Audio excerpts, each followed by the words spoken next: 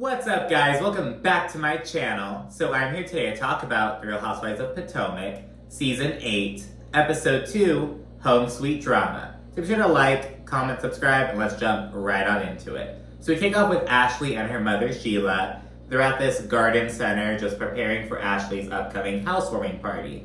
You know, she's like really enjoying getting to like have this big old beautiful yard, have these beautiful plants and whatnot. And I'm like, use native plants! Just like, I'm trying to lean into that more, like, you know, being more aware of like what types of plants we're bringing into our gardens and making sure not like invasive species. I'm trying to become more like cognizant of that, you know what I mean? Because for a long time I was like, plants is plants, you know what I mean? But I'm like, no, like, we need to like, you know, be aware of like, you know, the ecosystem and all that shit. So, I don't know, I'm just fucking rambling at this point. Ashley speaks on NECA. We learned that, you know, she and Wendy are kind of acquainted with each other already. I believe she mentioned that, like, Wendy knows, like, NECA's cousin or something like that. Some shit like that. Ashley and Sheila then chit-chat about Ashley's Bahamas trip with Michael. It was like a full-on family trip. Ashley and Michael are both the boys. Ashley notes that, you know, it was the most respectful trip, like, most respectful experience she'd had. He didn't, like, try anything, like, just, like, being a family unit, being, like, kind of platonic and whatnot. She also brings up Michael's $2 million defamation lawsuit against Candace. And Ashley says that, you know, she knows nothing about this. This is all between Michael and Candace. He isn't offering any information on it. Like, he's basically keeping Ashley out of the loop, allegedly. And yeah, Ashley notes that, you know, she's absolutely not going to invite Candace to the housewarming party. And it really seems that, you know, it's really sinking in that, like, you know, we're just never going to be friends. Because, like, for the longest time, you know, just, like, kind of, like, flip-flop, trying it out, and just always crashing and burning. Pretty much always because of Ashley. And so, yeah, we then see Mia and Karen, they linked up for a one-on-one. And Mia, she goes in for a hug.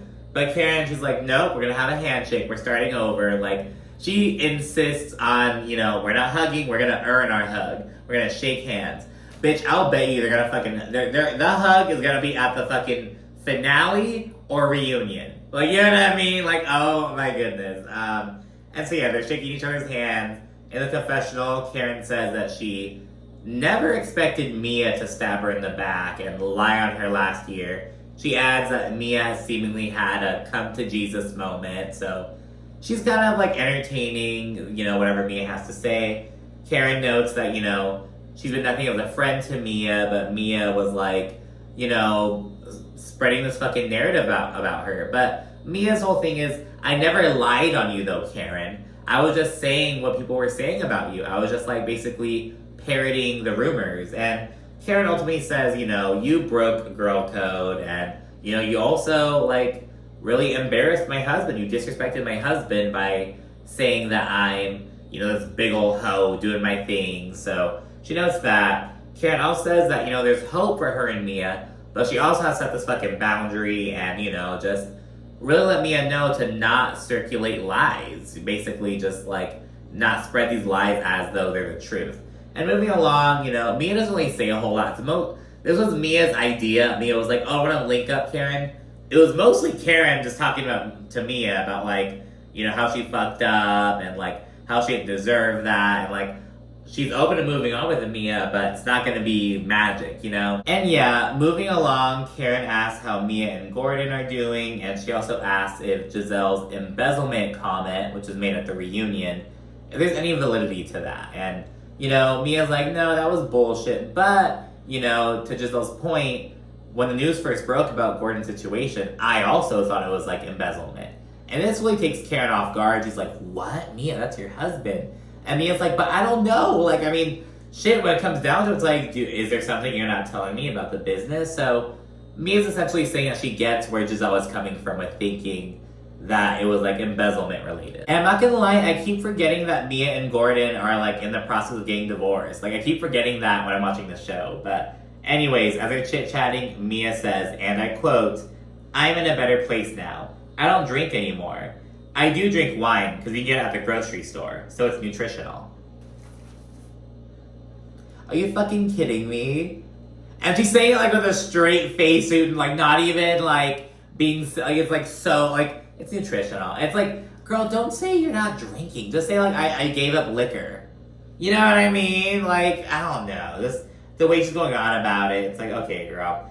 Mia says that alcohol can alter her mood before saying that, you know, back when she was drinking in Miami, she was also on medication. So now she's, like, being aware of that. And it's like, well, you also shouldn't be drinking wine when you're on medication. But, you know, whatever. Karen and Mia ended on an optimistic note before saying they wish the other ladies could, like, really just meet up and hash out their issues as well. No hugs yet, though. They're still sticking to the handshake shit. Karen's not letting up on that. We then see Candace and her manager. They link up in her home office. It's a work in progress, but the cabinets look cute. It's like this bright, like almost pastel mint kind of vibe, but not quite as bright. It's like a muted pastel mint, if that makes sense. Kind of vibe I get. I don't know. Maybe mint's not the right. It's a really pretty color. I don't know. It's not like overwhelming, but it's noticeable and bright. It goes from like the walls to the cabinets. I don't know. What do you think? I wasn't like. Now I don't know if I would like go with that, but I think it's a vibe. It's a vibe. That's all I can say. She needs a new fucking desk though. But see, it's a work in progress. They discussed how she's gonna move away from Monarch once her contract's up. She wants to go out to a larger label. She notes it's just the next step in the process of world domination. And yeah, she and her manager discuss the upcoming tour and some of the little special guests she's gonna have. And when they touch on the Chicago pit stop, the manager's like, I think it'd be a great idea to maybe have Drew Sidora. You know, you already worked with her like last year. We saw on fucking Real Housewives of Atlanta when fucking Drew was like, oh, do-do-do, I'm gonna like it. And Candace has this look on her face and she's like, is that the only option? We should bring the other girl, you know, because there's like another girl he worked with back in Chicago and she's just not feeling Drew. And she winds up later saying, I don't feel I have to do anything with her more like musically ever again. And I'm like she's just not here for working with Drew Sidora. And it's like, oh my, and mind you, when Candace and Drew did work together, like, Drew really didn't do all that much. So I'm like, is that, like, why Drew didn't, like, was she supposed to have done more? But Candace was like, nah, this bitch kind of sucks. I don't know, girl. But Candace plays it off being like, oh, you know, I sold out my shows on my own. I don't need anyone of note to, like, come help, like, sell tickets. I can sell tickets on my own. It's gonna be, like, a pride thing, but from the look on her fucking face, and by her still being down to work with some other bitch instead, it's like, she's got saying that Drew Sidora isn't really worth it, girl. I don't know. This is pretty fucking funny, though. She's just not here for it. But yeah, we then see Robin. She's at home, and she awkwardly tells Juan about the whole little intervention at Giselle's house. Robin literally says it felt like an intervention. Like, yes, it did, bitch. It looked like one, too. Robin then brings up how Juan essentially letting himself get photographed with other women while out and about, how, you know, that's kind of bad on Robin. She's kind of just sharing, like, what the other ladies told her. And Juan, he literally says, I don't care. He's like, what am I supposed to do, not live my life, blah, blah, blah. And it's like, oh my God. And mind you, like, what other, like, housewife husband is, like, innocently getting photographed with other bitches? You know what I mean? Like, it's like, what? And Robin says that her friends are concerned about how she looks, but Robin's like, I don't care how I look. And it's just, like, really disappointing. She's just, like, she doesn't give a fuck.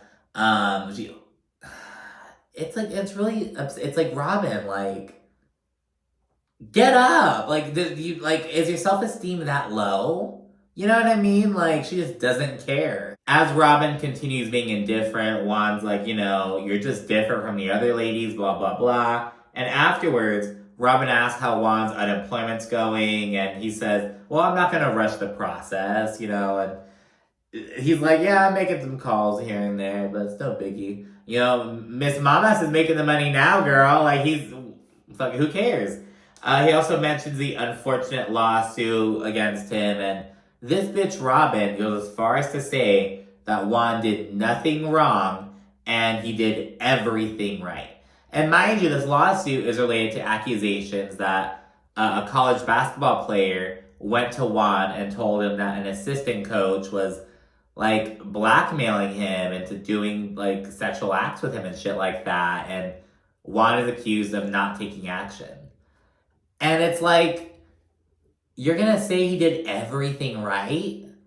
That's a bold statement. He did nothing wrong. He did everything right. Last season, Robin even said he handled it exactly how I would want someone to handle it if it were my child. That's what Robin Dixon fucking said.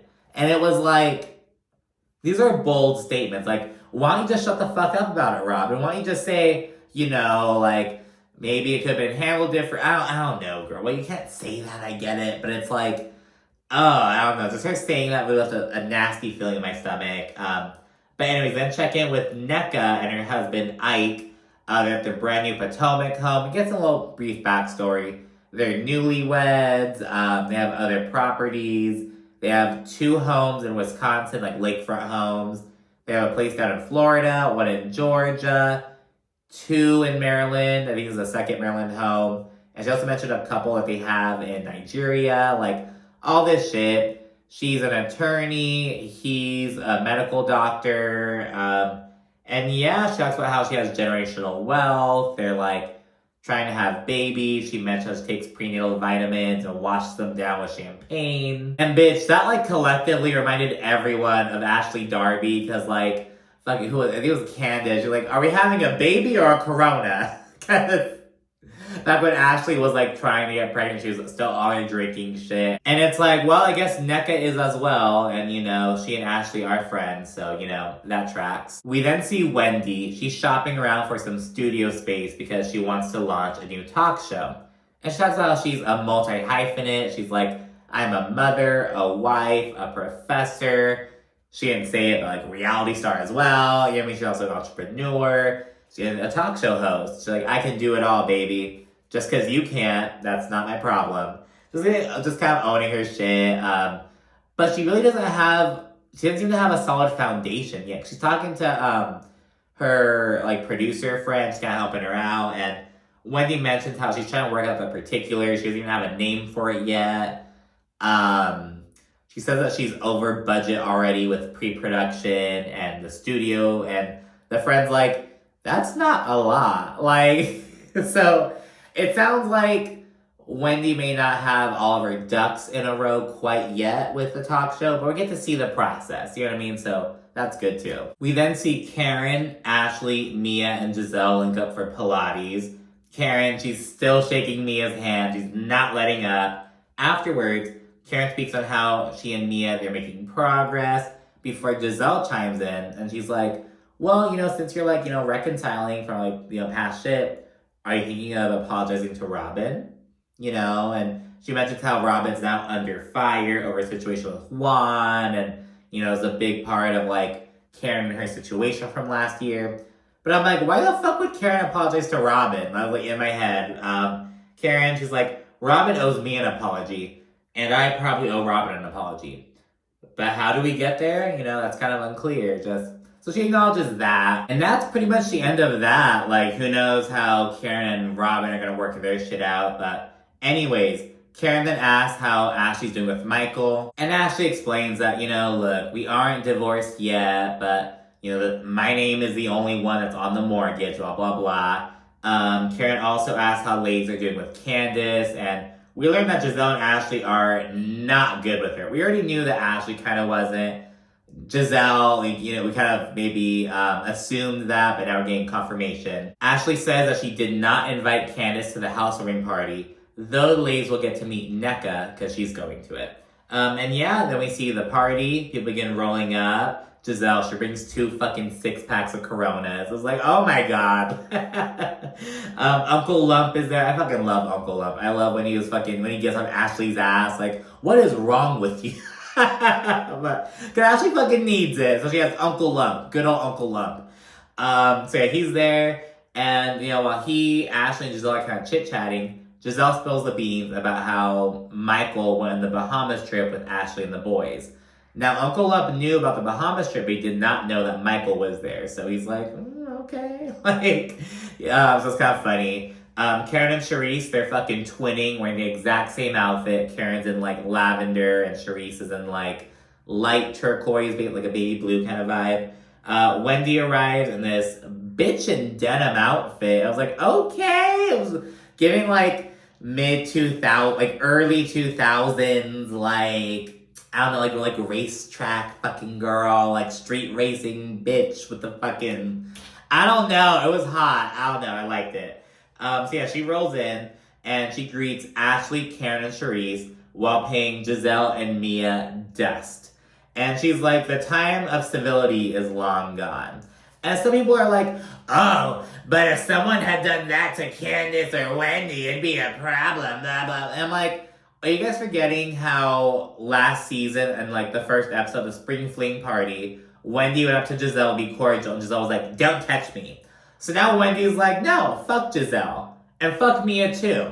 So I'm here for it, bitch. Wendy, Giselle and Mia showed their true colors. They showed their deep-seated resentment towards Wendy for no real fucking reason. So Wendy's moving accordingly. I'm here for it. And yeah, Ashley takes the ladies on a little tour of the home. Afterwards, Deborah walks in. The one that Candace said looked like a Sesame Street character, all that shit. And Wendy's reaction is priceless. You been good? Yes. Hi. And what's even funnier is that later on, Wendy and Deborah wind up sitting right next to each other while they're eating. It's like, oh my god, like, awkward. Others pour in, ladies begin to eat, and then Robin waltzes in. And, right after, NECA arrives, and, Wendy, she notes that she's seen her in passing. And Ashley, she says that Wendy and NECA have a lot in common because they're both Igbo. And, they have a little moment because Wendy, she's like, oh, like, you actually pronounced NECA's name like this, because I guess, like, the two ends next to each other in Nigerian, like, makes a different kind of sound. But NECA's like, oh, like, we're in America, it's whatever, let them just say it. Like, kind of like have a little bit of a moment, I guess, like, just kind of chit-chatting. So yeah, the ladies get to know the newbie, and Ashley takes Wendy inside for a little one-on-one. When they sit down, Wendy actually kicks it off by giving Ashley some major props. She's like, you see me doing so well for yourself and the boys, blah, blah, blah. You're like, you've made this home so, like, inviting and welcoming, you can feel the energy. She's, like, giving her props. Moving along, though, Wendy brings up how Ashley brought up Deborah's whole Happy Eddie shit last year. And, Wendy says that she wants to trust Ashley. She wants to trust her and know that, like, she won't stab her in the back at the first chance. And, Ashley says that's fair, and she suggests that they kind of try to connect more. She also notes that, like, with the whole situation with Deborah, she was trying to give Wendy a heads up. And, she's like, I like Deborah, but I knew that you, like, should know that information. And it's just so interesting because it's like, mind you, Ashley and Deborah are still on really good terms, despite Ashley kind of throwing Deborah under the bus. And it's like, it feels calculated. It feels like, the fucking, like, what's the word? The colluding. Shout out to fucking Manietta Shaw. But anyways, after they kind of hash that out, Ashley's like, on a similar note, I had to sit down with NECA, and she made a kind of an interesting comment once I mentioned that, your Dr. Wendy. NECA was basically like, oh, is she a medical doctor, or is she like a doctor of philosophy? And Ashley's like, oh, doctor of philosophy. And she's like, oh yeah, that's like doctor of philosophy, not a medical doctor. Just kind of like being weird about it. And I think it's a fair question to be like, oh, like, are you a medical doctor or a doctor of philosophy? But she was just like, her response is kind of weird. It's like, oh, okay, interesting. Or like, oh, whatever. Like, you know what I mean? But it's kind of interesting. So Ashley shares that information with Wendy. And Wendy's like, okay, like, whatever. She's kind of unfazed by it. She's like, well, no, it is a doctor of philosophy. I worked very hard for it. And I don't give a fuck if NECA isn't impressed by it, essentially.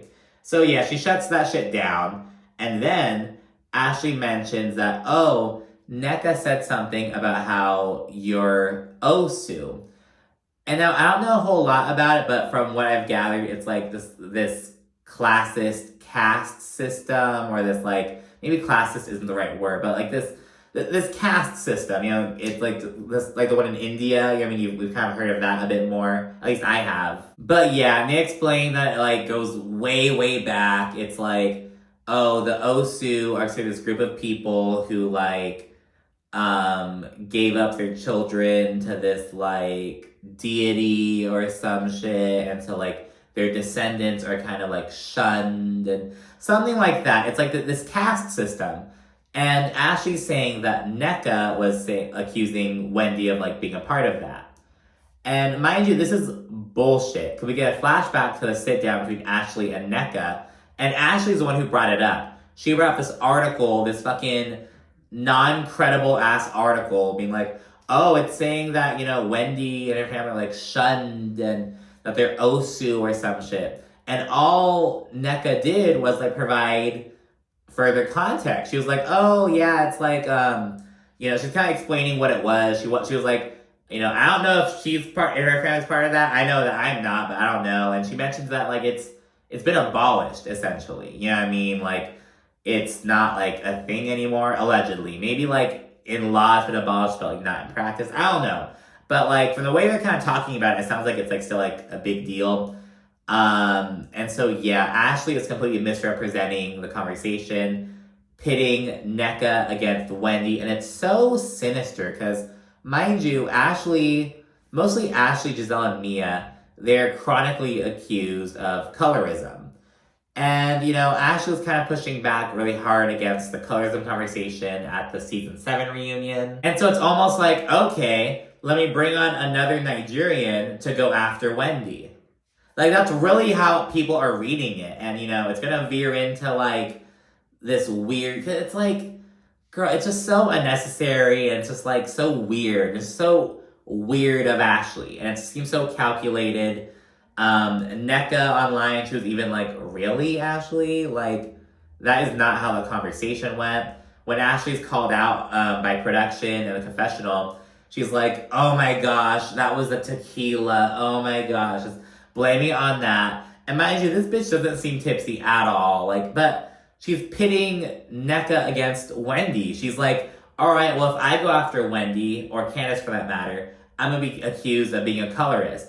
So they bring on this other Nigerian to go after Wendy. You know what I mean? Like, making her do her dirty work, essentially. And it's like, it's just so sinister. And yeah, Wendy provides further Osu context, just kind of like describing, like, you know, how it came about and whatnot. I'm still not fully, like, versed on it. If you have more information, let me know in the comments and whatnot. She says that she expected more from a fellow Nigerian. And Ashley set this shit into motion, and we learn that in the next episode it's gonna grow from there. And yeah, girl. But anyways, thank you so much for watching. Be sure to like, comment, subscribe, and stay tuned for more. Thanks again. Bye.